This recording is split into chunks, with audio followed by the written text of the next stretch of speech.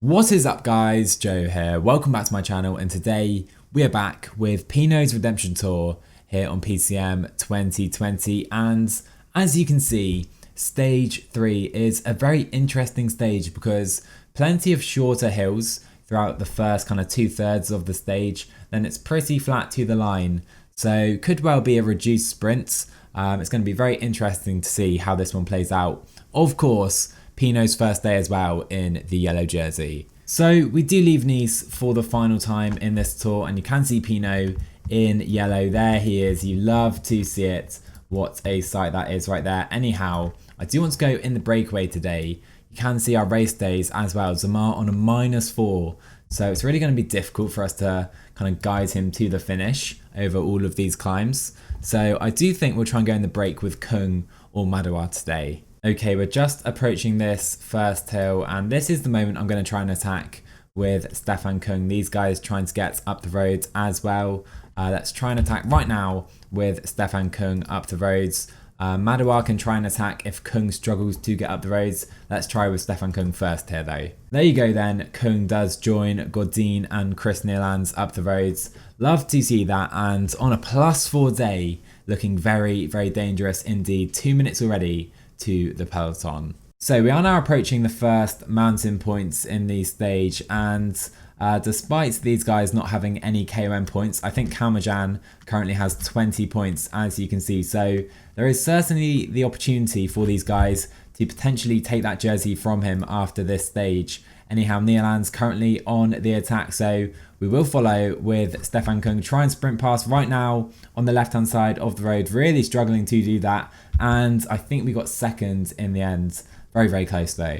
But yeah, I'm not really focused on the polka dot jersey here. To be honest, Kung isn't going to win the polka dot jersey in Paris, so I think we're focused on the stage win right here.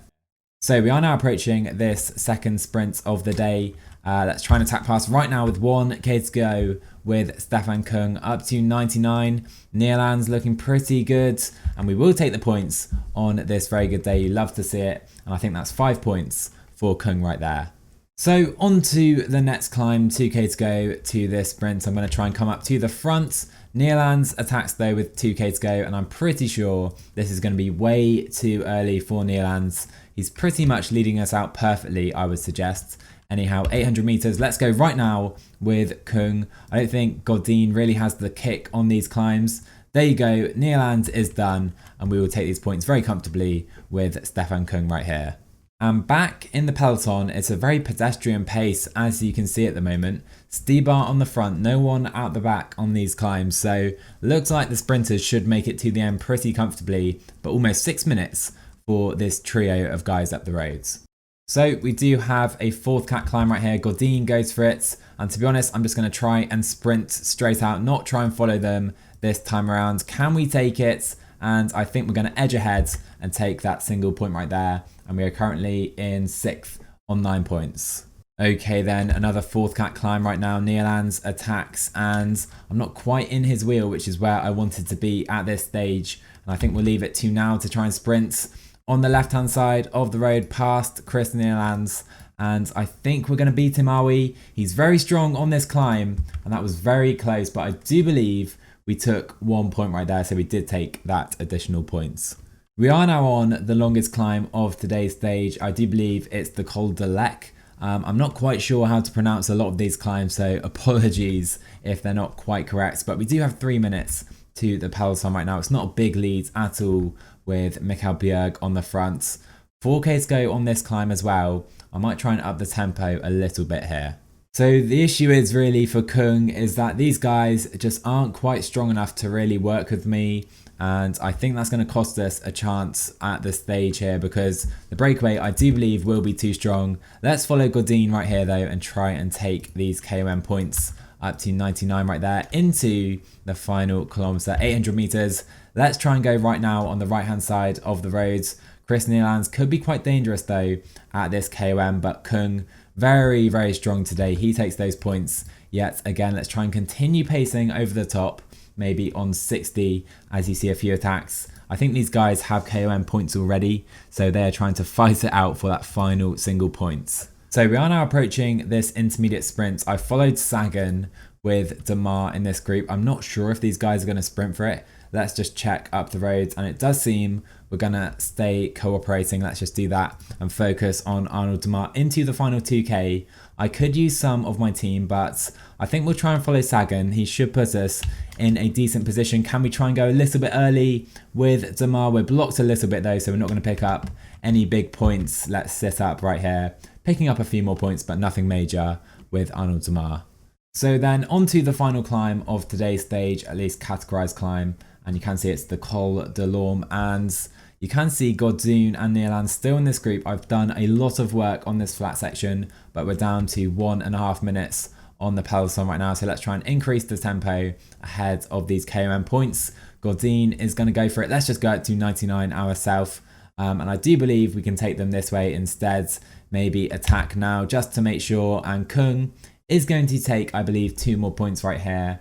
And where does that put us? Up to 17 points. Let's try and continue the tempo because these guys just simply are not strong enough. So we now do have an attack with 33k to go in the stage from Chris Nealance. I will follow, but I'm pretty sure the breakaway's chances are now completely done for the stage. So I'll try and counter-attack him right now with Stefan Kung. Gauduin unable to follow, so let's up this to 85. Try and go solo to the line. Very, very unlikely though. So then 15k to go and the inevitable is about to happen. Kung, just a few seconds left. We may as well drop him back. By far the strongest man in today's break on that +4 day, but sadly just wasn't given a chance by his kind of peers in the break. Let's focus on this man right here.